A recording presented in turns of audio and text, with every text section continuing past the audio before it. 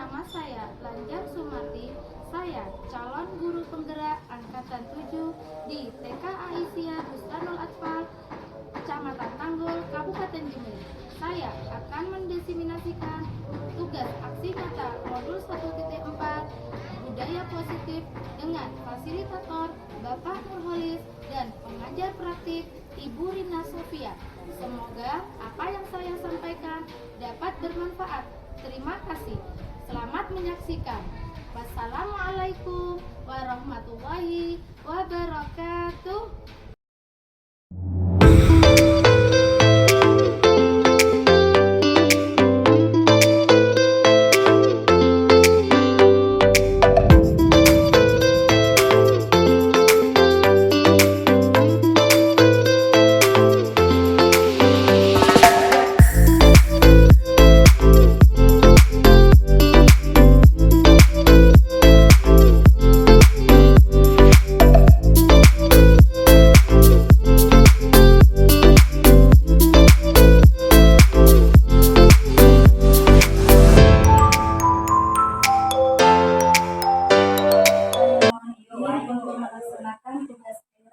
Sebagai calon guru penggerak angkatan 7 untuk menyampaikan budaya positif pada rekan guru TK Aisyah Bustanul Atfal pada hari Sabtu tanggal 28 Januari 2020. Boleh. Terus itu semua guru diundang. Terus acaranya apa saja? Jadi biar pelaksanaan itu maksimal, juga nanti dibuat semacam perencanaan program. Nilai tugas-tugasnya Humera itu nanti juga bisa Untuk menyampaikan budaya positif pada lingkungan sekolah kita. terus kira-kira jam berapa teman-teman? Insya Allah dari 9 bisa sampai selesai. Jadi nanti akan saya umumkan di grup besok terima kasih. Jadi ini sudah pembelajaran bahwa teman-teman nanti akan mendapatkan ilmu tentang disiplin positif yang akan diterapkan di Terima kasih.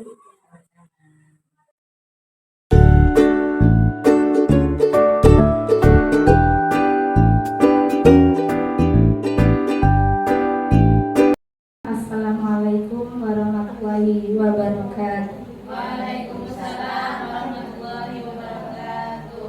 Alhamdulillah rabbil alamin wa bihi nasta'inu ala umuri dunya waddin. Assalatu wassalamu ala asrafil anbiya'i wal mursalin wa ala alihi wa ashabihi rasulillahi ajmain. Amma ba'du.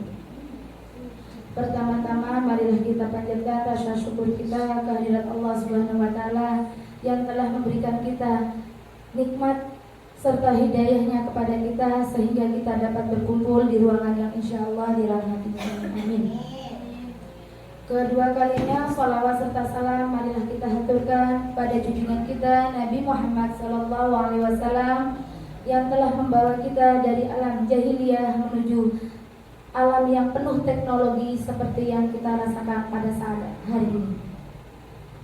Baiklah, saya ucapkan terima kasih kepada Ibu Kepala Sekolah serta teman-teman guru yang telah hadir memenuhi undangan saya dalam acara Desiminasi Modul 1.4 Budaya Positif.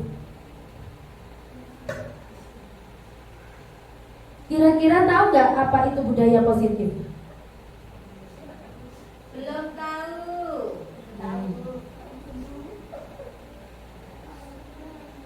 Adalah pembiasaan yang bernilai positif, di dalamnya mengandung sejumlah kegiatan yang mampu menumbuhkan karakter. Next. Nah, sekarang kita akan bermain. Saya di sini memiliki kerikil coklat. Kerikil coklat ini adalah sesuatu yang sangat berharga. Jadi saya bagikan satu persatu. Dan diharap ibu-ibu mencari pasangannya, teman sebelahnya.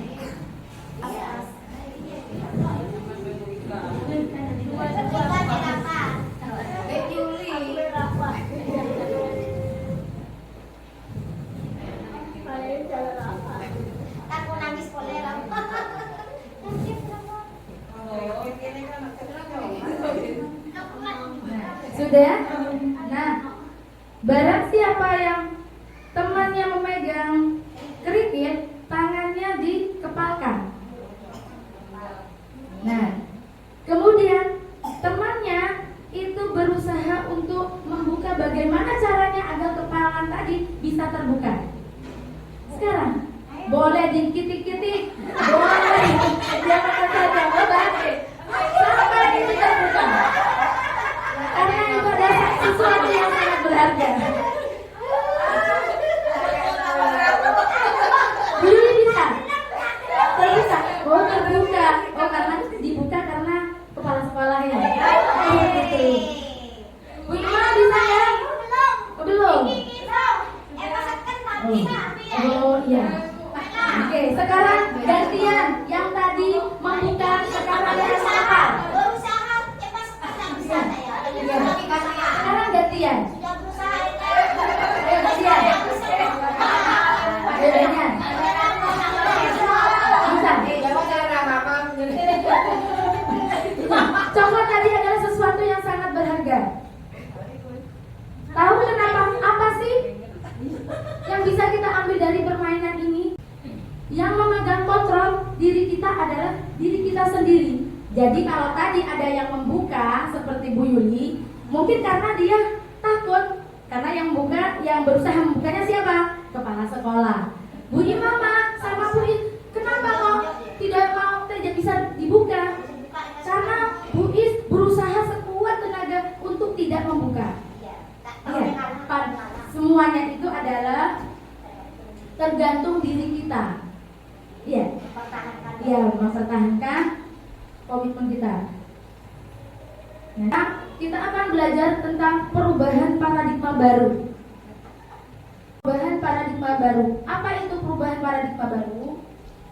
Yaitu pembelajaran yang dirancang berdasarkan prinsip pembelajaran yang berpusat pada anak, yang sesuai dengan kebutuhan untuk mewujudkan profil Pancasila. Pertama yaitu beriman dan bertakwa kepada Tuhan Yang Maha Esa, yaitu bagaimana cara mengenalkan kita siapa sih yang menciptakan kita. Oke, bagus. Kemudian bagaimana sih agar melakukan sesuatu itu diawali dengan doa atau pembiasaan seperti itu. Kemudian yang kedua yaitu apa ini? Berkebinekaan global. Siapa yang tahu apa itu berkebinekaan global?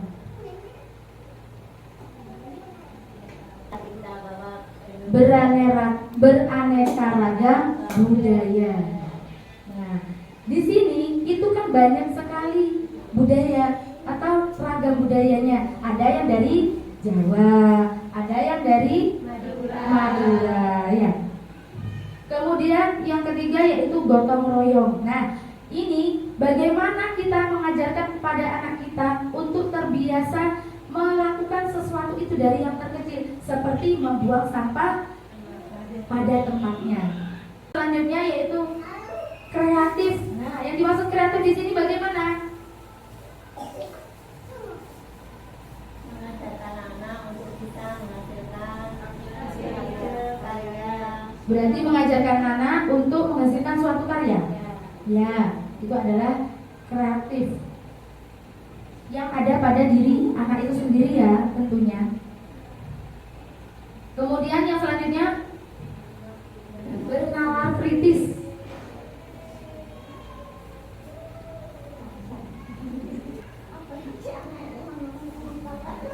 Ayo Bian, apa bernalar kritis? Mempunyai wawasan, pengetahuan.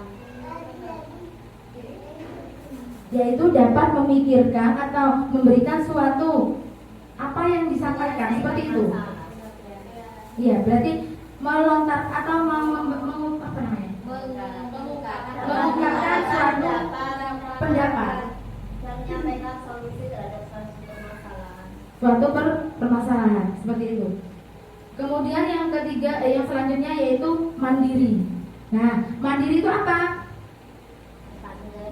Dapat menyelesaikan tugasnya secara mandiri tanpa dibantu. Walaupun perlu ya dibantu mungkin hanya sedikit. Next. Akan mempelajari perubahan paradigma teori kontrol. Di sini ada ilustrasi guru mengontrol murid. Ada yang tahu apa sih yang dimaksud guru mengontrol murid itu?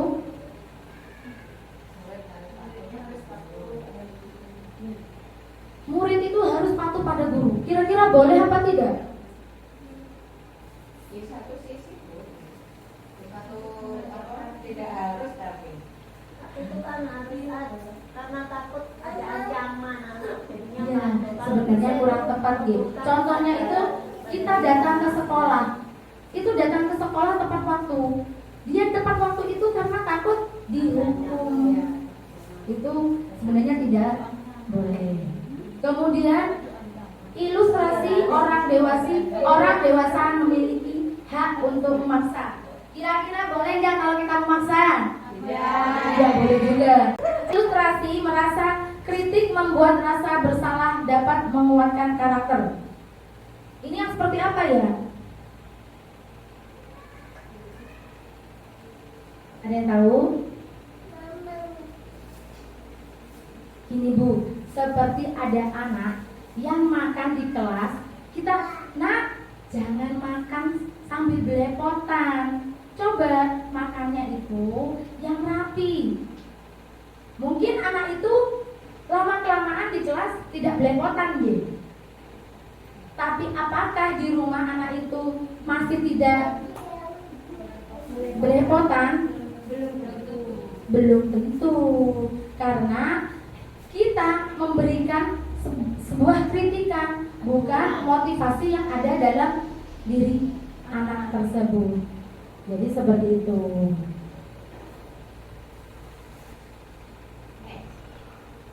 Yang selanjutnya yaitu ilustrasi semua pengaturan positif, efektif dan bermanfaat. Contohnya rayuan atau pujian itu tidak boleh. Karena suatu saat anak tidak mau menyelesaikan masalahnya sendiri. Dia akan tergantung pada guru. Jadi kita tidak boleh Bu merayu anak-anak atau memuji anak-anak. Itu akan mengakibatkan anak itu malas, sehingga anak itu tidak mandiri untuk menyelesaikan masalahnya. Apa itu disiplin positif? Disiplin positif yaitu suatu kondisi yang terbentuk melalui serangkaian tindakan yang menunjukkan nilai-nilai kepatuhan dan kekuatan. Next. Contohnya, ya itu berangkat sekolah itu disiplin positif. Makan pagi ganti masalah. Nah, kita juga mempunyai 5 kebutuhan hidup manusia. Yang diantaranya yaitu kebutuhan bertahan hidup. Nah, kalau kebutuhan bertahan hidup ini seperti apa Ibu?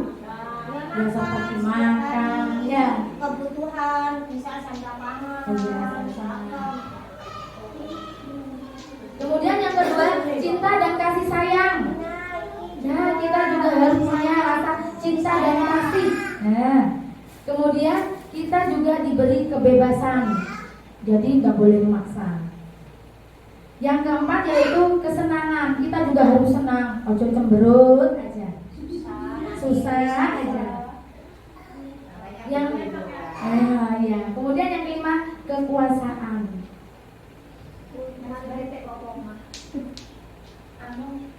Yaitu motivasi sebagai perilaku manusia. Apa itu motivasi? Motivasi merupakan dorongan untuk mencapai tujuan tertentu. Motivasi itu dibagi 2. Ada apa saja? Internal dan eksternal. Apa itu internal? Dari dalam diri. Kemudian eksternal dari luar.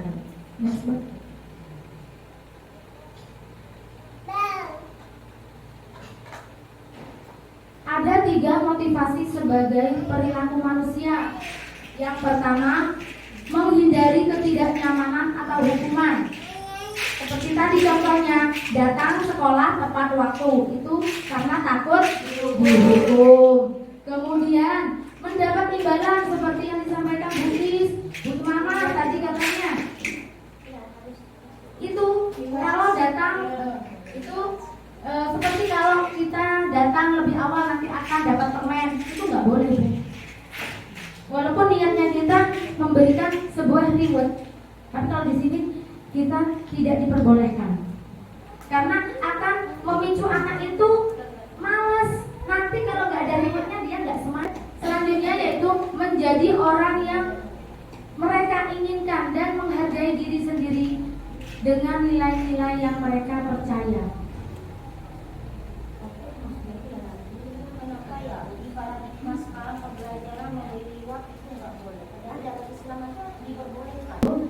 Coba, kenapa motivasi dari luar itu tidak baik, Ibu?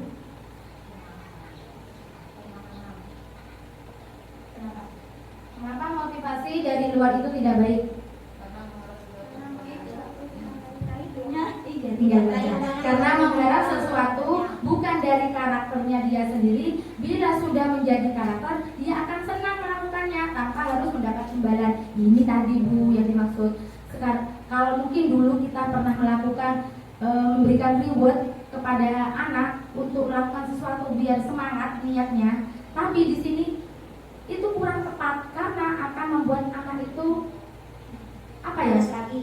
males karena bukan dari dalam diri. Tadi kan sudah disampaikan bahwa semuanya itu tergantung pada diri kita. Iya, dari dalam diri. Seperti itu. Nah, ini 5 posisi kontrol yang harus dimiliki oleh seorang guru, Ibu. Yang pertama yaitu penghukum. Di mana penghukum ini beranggapan hukuman mempercepat penyelesaian masalah tanpa memikirkan dampak yang ditimbulkan. Contohnya seperti apa? Misalnya ada anak yang terlambat ataupun yang tidak memakai seragam, kemudian kita, loh, kamu kok nggak pakai seragam? Ayo, berdiri kamu di depan. Itu sudah tidak boleh. Nah, kemudian itu adalah penghukum. Sekarang ini yang harus kita miliki, Bu. Ingat-ingat, yang pertama itu penghukum, itu tidak boleh. Kemudian merasa bersalah. Nah, rasa bersalah ini guru berkata lemah lembut, membuat rasa bersalah dan rendah diri. Contohnya seperti ini. Ayo nak, jangan keluar, nanti kamu dimarahin bu guru yang lain. Bu guru juga nanti dimarahin sama ibu kepala sekolah. Nah, seakan-akan nanti anak, oh iya, nanti kalau aku keluar guruku dimarahin seperti itu. Jadi punya identik perasa anak-anak itu, ya Bu. Kemudian next, pemantau. Nah, di sini pemantau adalah mengawasi atau bertanggung jawab batas perilaku murid yang diawasi. Biasanya membuat kesepakatan kelas ketika melanggar. Berarti tidak langsung menghukum Ibu, tapi karena membuat kesepakatan. Beda ya, kita menghukum dengan membuat kesepakatan kemudian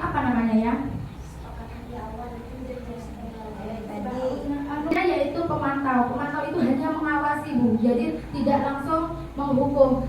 Kita beda menghukum dengan konsekuensi, karena sebelumnya sudah dibuat suatu perjanjian. Jadi misalnya anak-anak kalau sudah belajar nggak boleh keliling, nanti konsekuensinya apa kalau tetap keliling?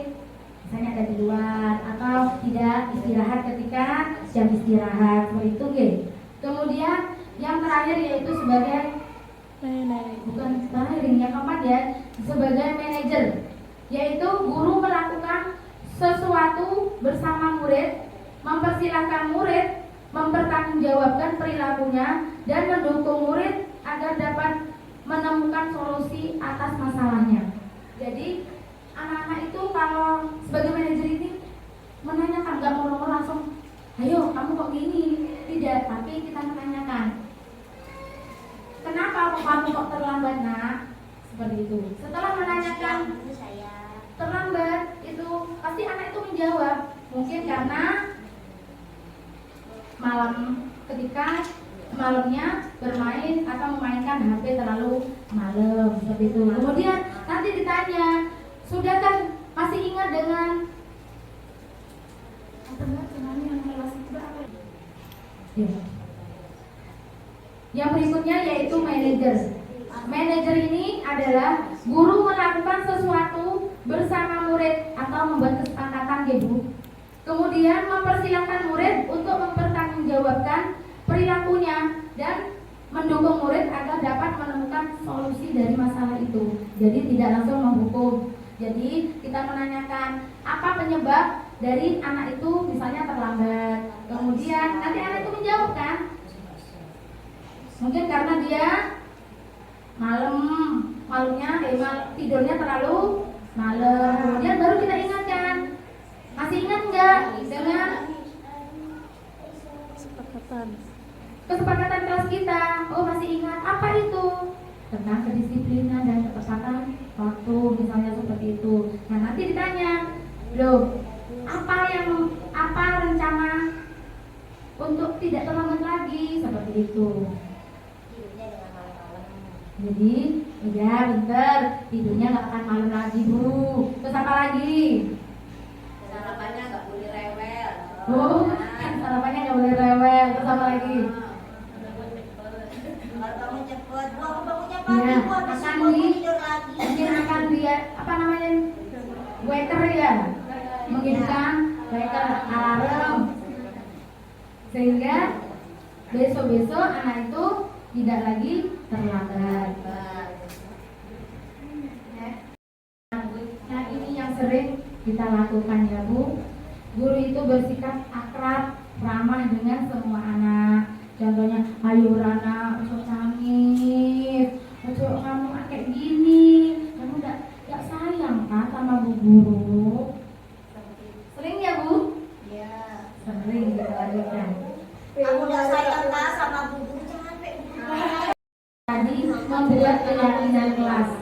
Keyakinan kelas adalah nilai-nilai kebajikan yang dibuat guru dan siswa untuk disepakati dan dipatuhi oleh siswanya sesuai keyakinan yang telah disepakati bersama. Jadi keyakinan itu sesuatu dibuat bersama-sama, Bu, dan disepakati, dibuat dan disepakati bersama. Itu yang dimaksud dengan keyakinan kelas.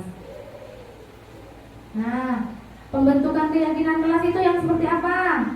Yang bersifat abstrak, dibuat secara sederhana dan mudah diingat dan dipahami. Jangan sulit-sulit kalau membuat keyakinan kelas. Kemudian mudah diterapkan. Jangan setelah membuat tidak diterapkan. Dan melibatkan semua warga sekolah. Jadi kita tetap berkolaborasi, Bu. Yang selanjutnya, restitusi. Restitusi itu proses menciptakan kondisi pada murid untuk memperbaiki kesalahannya sehingga mereka dapat kembali pada kelompok mereka dengan karakter yang lebih kuat. Berarti kita menggunakan kontrol yang 5 tadi yang mana, Bu? Yang mana? Tadi ada 5 kontrol kan? Ada penghukum, pemantau, manajer, teman, terus apa lagi? Sudah 5. Nah, dari kelima itu yang dimaksud restitusi itu menggunakan kontrol yang mana?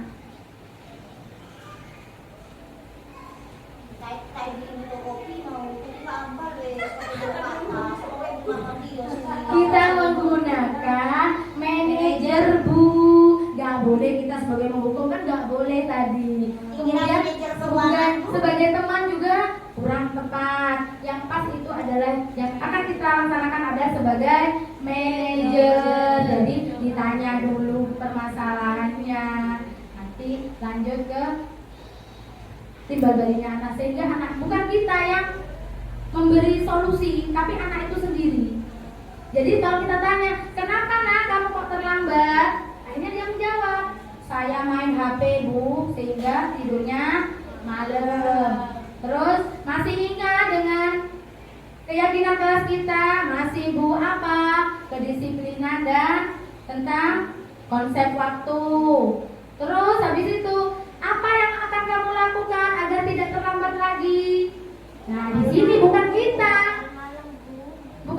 yang memberi. Kamu besok nggak boleh. Berarti anak itu sendiri. Apa nak? Agar besok tidak terlambat lagi. Nah, itulah yang dimaksud dengan manajer Bu. Jadi apa namanya? Bukan. Berarti yang memberi solusi itu bukan gurunya, tetapi murid itu sendiri. Nah, setelah kita restitusi, langkahnya tuh ada segitiga restitusi Bu. Menstabilkan identitas yang kayak tadi itu Bu, menanyakan apa penyebabnya anak itu terlambat atau apa tadi, tidur di dalam kelas gitu ya. Kemudian validasi tindakan. Nah, tadi itu tindakan apa yang perlu dilakukan, tapi bukan kita yang memberi tindakan, tetapi anak itu sendiri. Nah, sebelum kita kesini tadi kan kita sudah membuat keyakinan kelas. Ini contoh yang pernah saya lakukan bersama murid saya.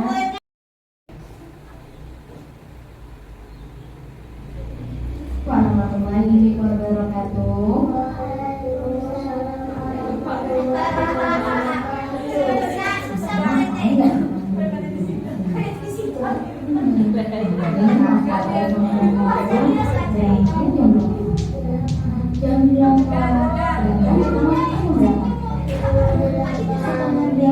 Berangkatnya jam 8, masuknya setengah 8, kira-kira terlambat apa enggak? Terlambat itu perbuatan baik apa perbuatan jelek? Perbuatan jelek. Terlambat itu harus melakukan kesalahan. Siapa yang salah? Tetapi Bu Guru menemukan solusi bagaimana Mas Farel dan Mbak Kaira agar kita di sekolah tidak terlambat lagi. Nah, coba ceritakan apa alasannya Mas Farel sama Mbak Kaira terlambat? Alasannya? Judulnya malam terus apa lagi? Wih, lihat HP itu apa lagi? Susah dibangun ya. Dari main HP, tidurnya malam, kemudian susah dibangunin, akhirnya ke sekolahnya terlambat. Nah, kalian masih ingat gak sama keyakinan kelas kita? Apa? Disiplin dan tepat waktu. Nah, apa yang ingin Mas Farel lakukan sama Mbak Kaira lakukan agar tidak terlambat lagi? Oh, jangan tidur malam-malam terus. Oh, tidak main HP lagi ketika malam hari terus. Minta bangunin mama. Nah, itu adalah caranya Mas Farel sama Mbak Kaira agar tidak terlambat lagi ke sekolah. Nah, mulai kapan Mas Farel sama Mbak Kaira akan lakukan ini? Mulai nanti ya. Semoga Mas Farel ke depannya sama Mbak Kaira ini menjadi anak yang soleh dan soleha dan disiplin dan tepat waktu. Bisa ya? Oke, terima kasih. Tos dulu dong. Oke. Assalamualaikum warahmatullahi wabarakatuh. Waalaikumsalam warahmatullahi wabarakatuh. Itu sih yang saya lakukan pada murid saya beberapa bulan yang lalu. Nah, mungkin hanya ini saja diseminasi tentang budaya positif yang dapat saya sampaikan. Apabila ada kesalahan, saya mohon maaf. Serta apabila ada penyajian dalam apa yang saya berikan itu kurang berkenan, saya mohon maaf. Akhirul kalam, wabillahi taufiq wal hidayah. Assalamualaikum warahmatullahi wabarakatuh.